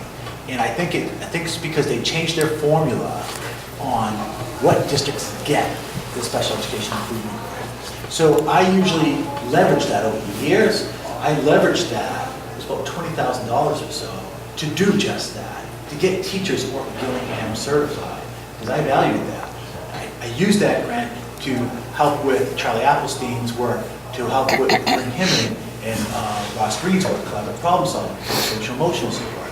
So that's another funding piece that I'd love to have back so I can have those kinds of projects. But unfortunately, the state has, that is a state, I don't think it's a federal grant, I think it's a state grant. It's no longer an option in the district, so, Okay, yeah. thank you. Could you take the microphone? Sure. Introduce yourself. Me, Chris Gray, teacher in Merrimack. I'm wondering if that $603,000 that monies that went to collaborative education this year, does that include the possible membership that you might pay to that collaborative, or is that like a separate expense? So that's a separate expense. So there is a membership fee to be part of a collaborative. That does not include that. I think that's somewhere around $10,000 for a membership fee. And what that investment does, it gives us a lesser rate than a non-member would get. So is that what you're asking?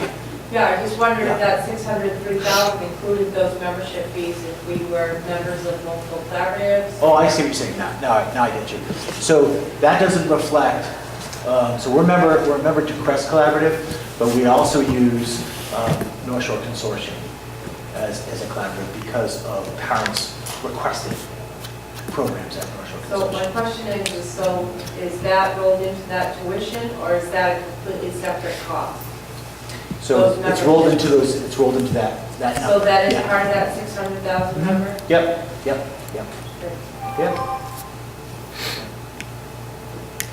Okay, thank you. Great, thanks. Thank you. Thank Thank you. you, Dr. Jarvis.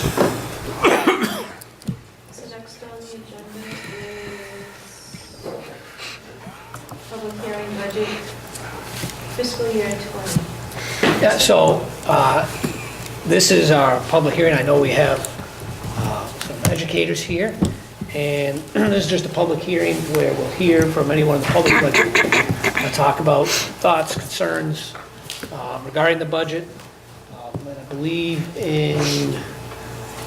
we'll have another meeting the 26th, and then in March, I think is when we eventually, March 5th is when we actually, that goes to a vote, and then it's something where you vote on the budget number at that point. So at this time, if anybody has any comments, would like to hop up to the mic, you absolutely may do so. I don't have to hop. Sure.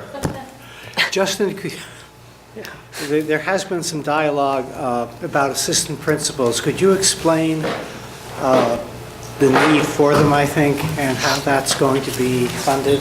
Sure. So one of on the front page of that budget sheet, I think I'd written about two different goals. And the first one was the need to address our kindergarten, first, and second grade, our literacy. And I think, so even before that, I would think, Mr. Conway and I, we come into a situation where we're seeing, okay, instructionally, here's what's going on, here's what's not going on. Administratively, here's what's happening, here's what's not happening. And there's no question when we look at, from a teaching standpoint, that we have not, at the high school level, we have very, very good ratios, student to teacher. And we have much worse ratios in the elementary school, and that is completely backwards. That foundational part is absolutely essential for literacy skills, because what we have developed later on is going to be the result of what happened in the K-1 and 2. So that was easy, that's goal one. The second goal, though, is a little more complicated, isn't it? So we have for years run with a single administrator at each elementary school. The role of the administrator, when I was in high school, well, when I was in elementary school, Mr. McCarthy was my principal. Mr. McCarthy could walk around, say hello.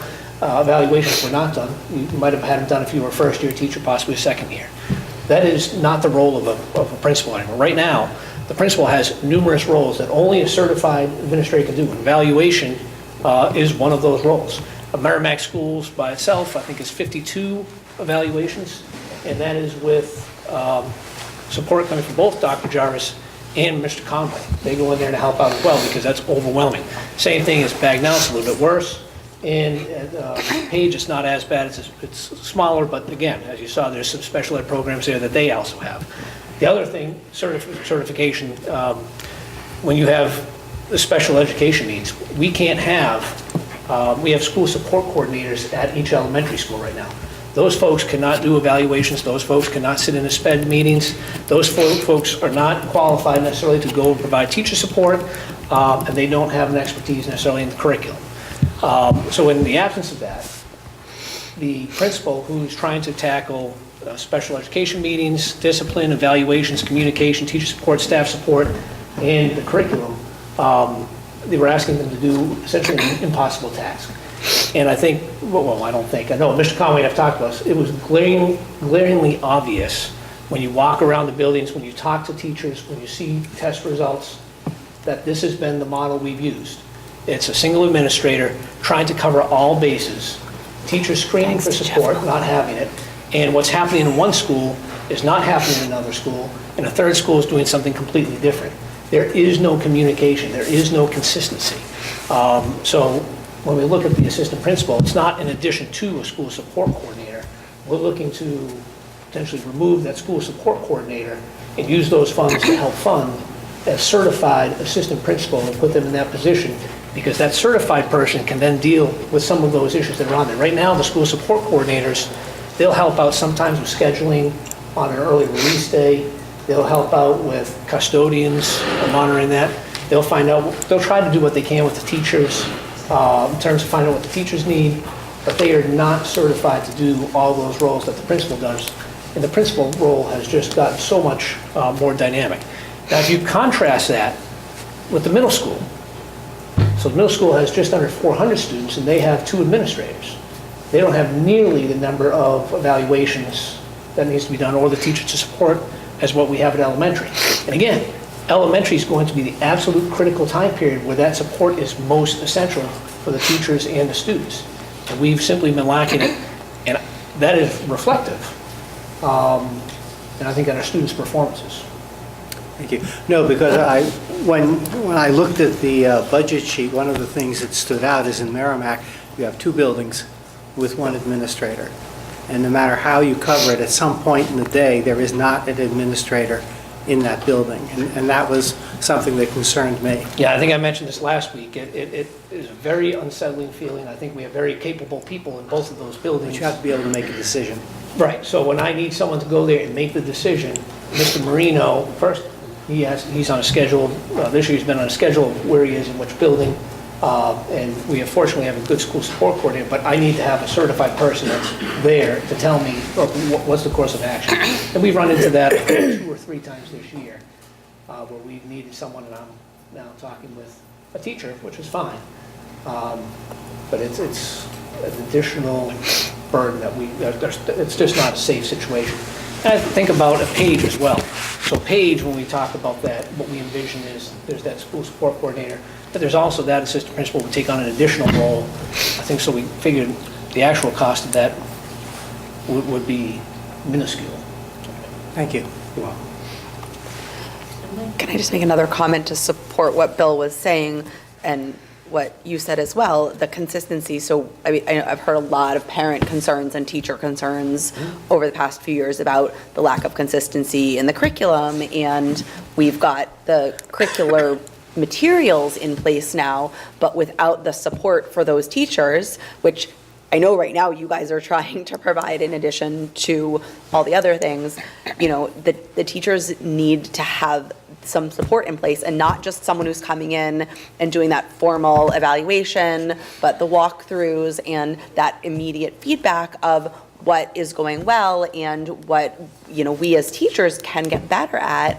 And that's not happening if there isn't somebody who can do all of those other pieces. So if we as parents and school committee members are expecting curricular consistency for all of our children, then we need to put those pieces in place to have that support.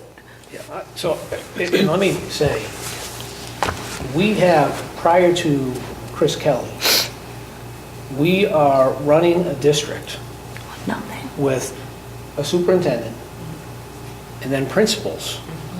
The principals are not going to be able to provide support to those teachers. And the amount of information that comes through the state, the curriculum changes, if you, and I think every single person here has come to visit me at one point, I am running around all over the place. Mr. Conway is running around all over the place. So we're trying to do what we think is right. And teachers are working extremely hard, and I think it's going to be incredibly disheartening to work as hard as they're working and to not get the results that they're looking for. And it's not their fault. I mean, there's been exactly what you said. Someone might show up and do an evaluation. We hope that happened. But outside of that, I can't imagine you're seeing much of any administrator in the classroom. And that's not helpful at all. There's no one there helping to break down the data. I've asked this question about who's there to help break down the data from nobody. There's no one breaking down the data. There's no one looking at trends. There's no one saying that when you start looking at data, that begs more questions of, okay, what else can be done? But that level of thinking hasn't been looked at. So what this is an attempt to do in Goal 1 and Goal 2 is to set a foundational structure in our school district that's sustainable, that will breed success for students, so that success can continue moving through, and that the teachers will have a level of support that's appropriate. And we can get programmatically where we should have been for quite some time. Any questions? I think my most discouraging moment on the school committee was last August when Greg announced that we went like $600,000 in the hole with additional special ed needs. So I'd like to give you some homework. I would like you to work with Greg.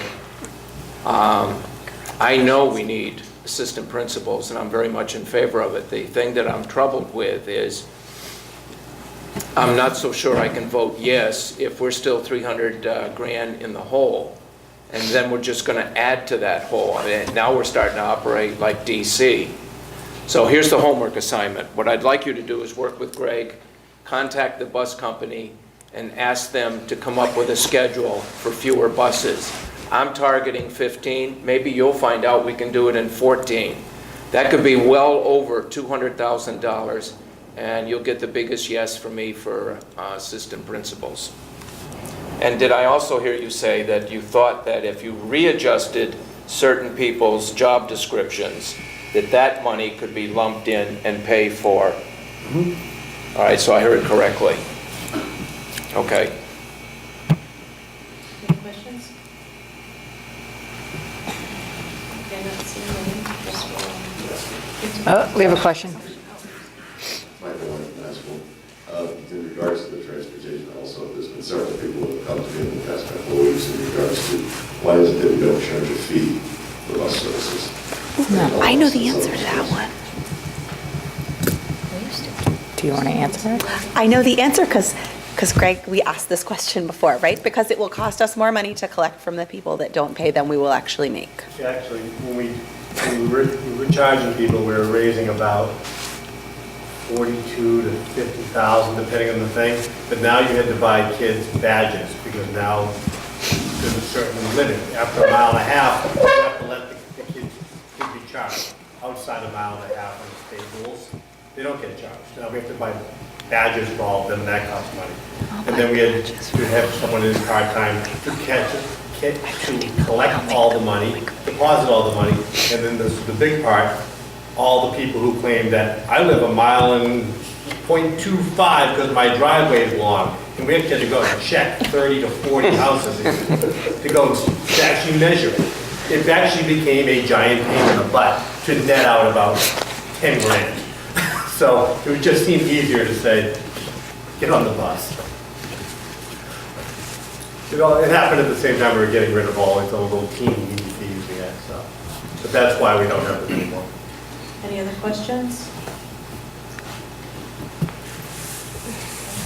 Lisa, I'm going to go. Just getting a little later than I was planning to be here. The next item on the agenda is the West Newbury Radio School Committee seat appointment.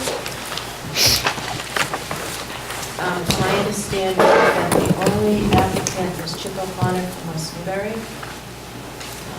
I nominate him. For a vote to approve Chip O'Connor to serve So moved. And second. I said so moved to what you were saying. And second. The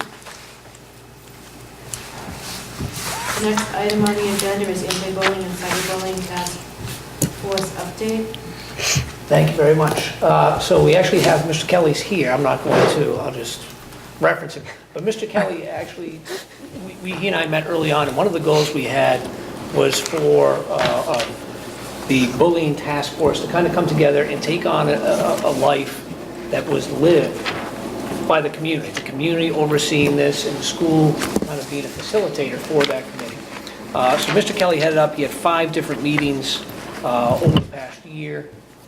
Each meeting, there was decent representation, and then it got less and less. I think at this point, there was, if I'm saying this incorrectly, Mr. Kelly, please correct me, but there was not a tremendous interest at all for the community to take it on.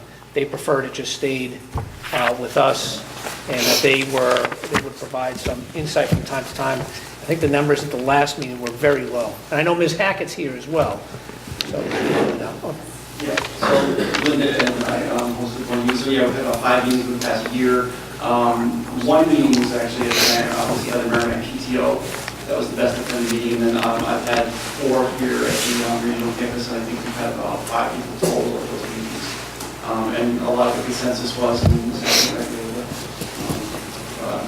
well, that they were pretty satisfied with how the school was handling it. They were more looking for a little bit of information about how that was handled, and there was little to no interest in anyone starting that.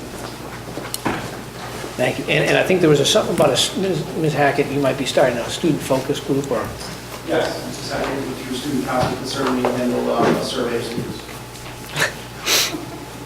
Your square foot. Yes, at the last meeting, there were 2 participants, and at the end of the meeting, we reached out and asked if they would like to start a focus group, and so that we would be more than willing to help them and to reach out to us if they wanted to do that at any time. Perfect, great. Thank you very much, I appreciate that work. Thank you. And I will also mention my final piece on this, that Mr. Buck, who did the presentation area right there, he and I worked to try to get a anonymous tip link put on. We tested it yesterday. We tested it yesterday and today. I know you tested it yesterday. and today, yeah. I tested it today, and it's working exactly the way we used to have links where I'm coming from. So what will be up on, hopefully by the end of this week, but by the start next week, on all the schools' websites, under students, there'll be a link for them to do an anonymous tip.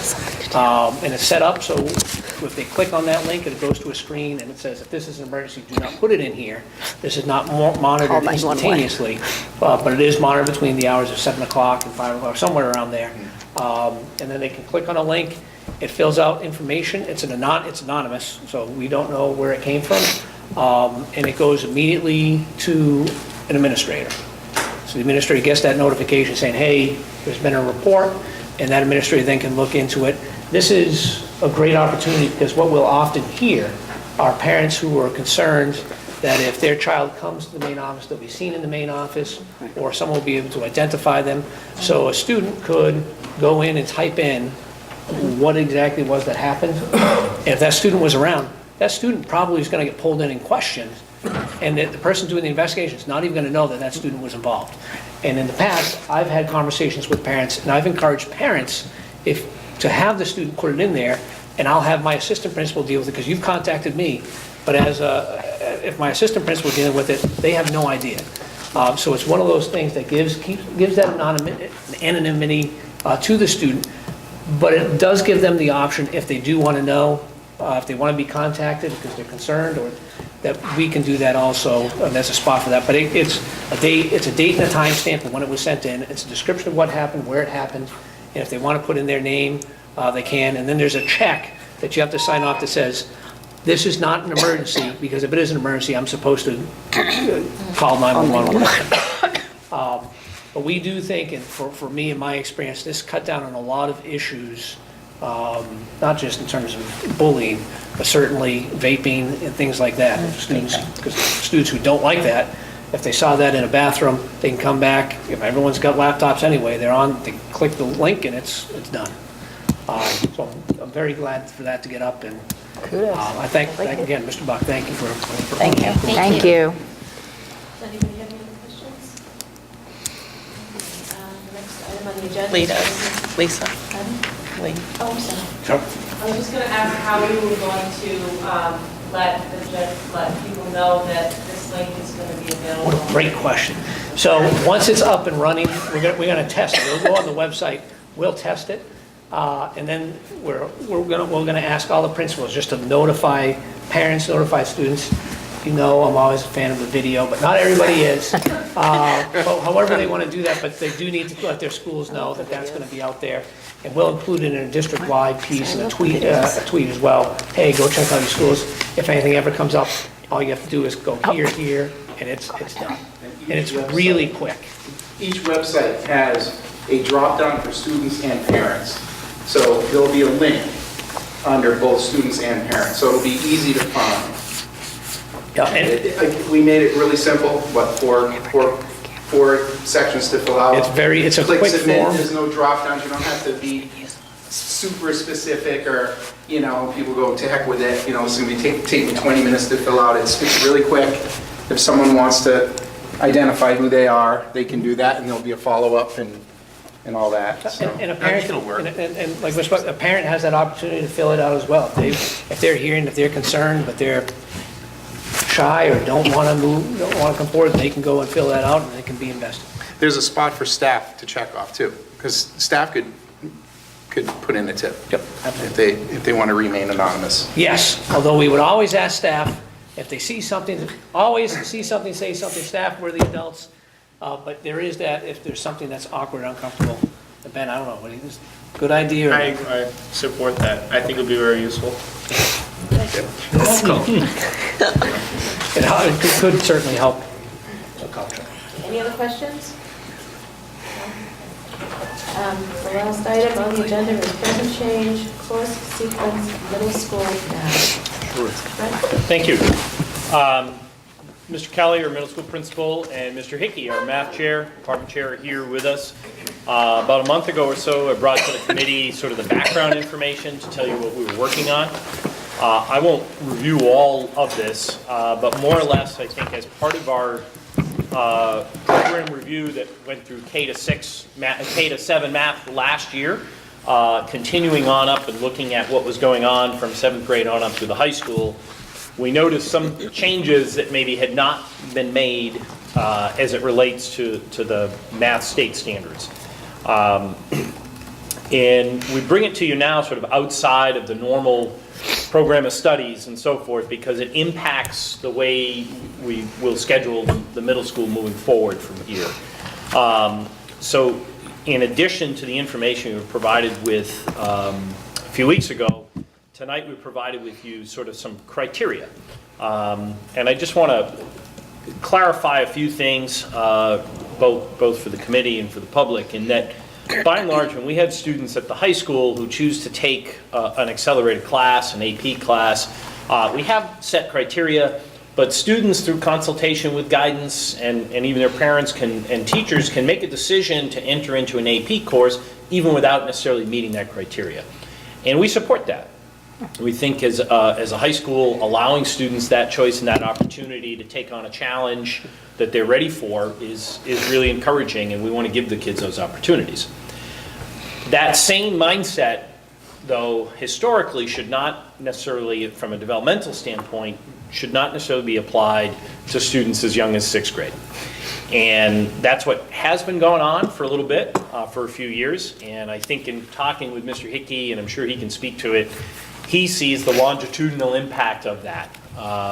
When students enter into an accelerated class in 7th grade for math, many of those students have not demonstrated the prior proficiencies that would really warrant that. And then the ripple effect for that is students in over their head, feeling overwhelmed by math, and really impacting their ability to take on more rigorous math as things move on. And it has some ripple effects when they never really, some of those kids never really master Algebra 1, which we know is the key linchpin to math success. So what we're proposing for changes here is to maintain what we call an accelerated math class at 7, but it will be called sort of a compacted class. So we'll compact 7th and 8th grade math curriculum into 1 year, and then offer Algebra 1 to 8th graders, but offer Algebra 1 as an Algebra 1 honors level. It's a high school level, high school model class, Algebra 1 honors. And that would be for an 8th grader or a 9th grader who has demonstrated readiness. Most of our 9th graders would be in an Algebra 1 class, whether it be CP or whether it be honors level. Students who were to complete that compacted accelerated class in 7th would be on a pathway to take that Algebra 1 class as an 8th grader. And what we propose are some criteria for 6th graders entering into 7th in order to gain access to that class in 7th grade. And we went through our numbers, we went through criteria. The state basically says, use a readiness test to decide who should go in, and that's it. And we determined that we have a readiness test, we have some data on that, but that we would be more flexible in looking at that. So we identified 5 criteria points with students who meet 4 out of 5 would automatically be placed in. Students meeting 3 out of 5, with one of them being the placement exam, would be reviewed for placement, and then anyone outside of the 3 of 5 would not be placed in the accelerated math, they'd be placed in Math 7.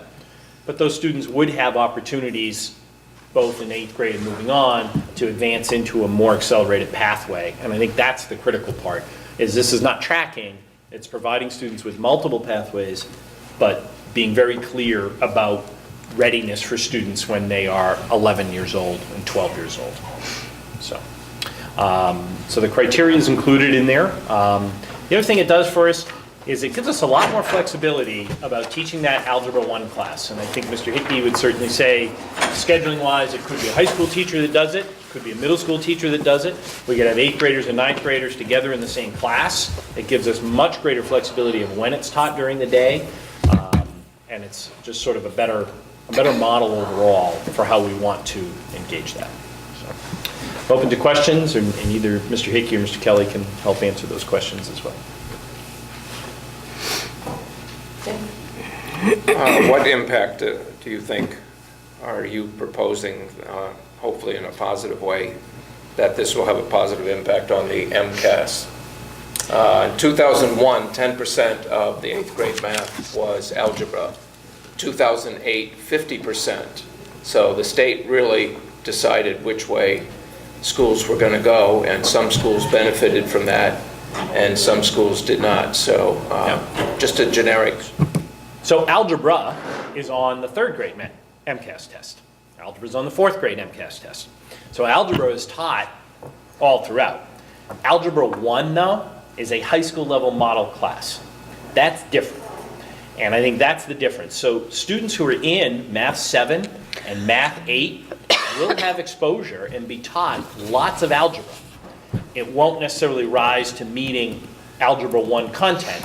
That would be someone who would normally take it in 9th grade. So we think it'll have a positive impact. It'll have kids more prepared with a solid foundation of Algebra 1 when they are ready.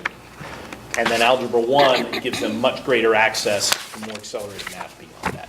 Okay. So, is the math department chair here tonight? Mr. Hickey's here tonight? Yep. Mr. Hickey, I have a question for you. I'm assuming that as the math chairperson that you meet on a regular basis with the high school, what kind of basis do you meet on the middle school? Because I think you're also responsible for evaluating middle school math teachers. Is that true? That's true, yes. Yeah, what kind of regularity are you meeting with math teachers so that the left hand, basically my question is, I want the left hand to be talking with the right hand. And when I have a 9th grade math teacher tell me last year that over 50% of the students that this teacher had in their algebra class, they were ill prepared. And that's information that should be at your doorstep. And I'm just delighted with what I'm hearing about where we're going with math. That's been long overdue from 1st grade all the way through. But what kind of regularity do you have in meeting with the middle school in terms of their needs in the math program? And I don't mean to speak for Mr. Hickey, but having these discussions is actually how all this came about. So having Mr. Hickey be part of all of those discussions is how this came about. Well, So, maybe I have an additional question. When does the middle school math teachers meet with the high school math teachers, so the left hand and the right hand are communicating effectively? We met about less than 2 weeks ago to have a little professional development with the new curriculum that we had, the new resources that we're going to use this year. It is something, whenever we have an opportunity, district-wide, professional development days, we meet, but it is something we could be doing more. Okay. I'm very encouraged with where we're going with math. Any other questions? So I think because it's a change in curriculum, I think we need to seek a vote. Is that correct? Motion to approve that change. Second. We don't have it listed as a, Oh, okay, my apologies. Thank you for doing all that. It's a lot to take on. So next time, we can consider this a first Executive session. look, and next time, So We we can- end our meeting with public comment. Does anybody have any questions or anything? I need to go. Oh, we have executive session. I'm like done, I'm sorry. I need to make it home so I freak out. Motion to adjourn. Okay.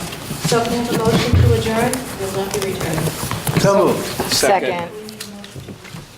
Oh, I'm sorry, need a motion to... Motion to go into executive session. Yes. Don't we have to do No, a roll roll call? call. Second. Roll Come call. on, I was ready. Roll call vote. Emily? Yes. Dina? Yes. Chris? yes. Lisa, yes. Yes. Yes. Irene?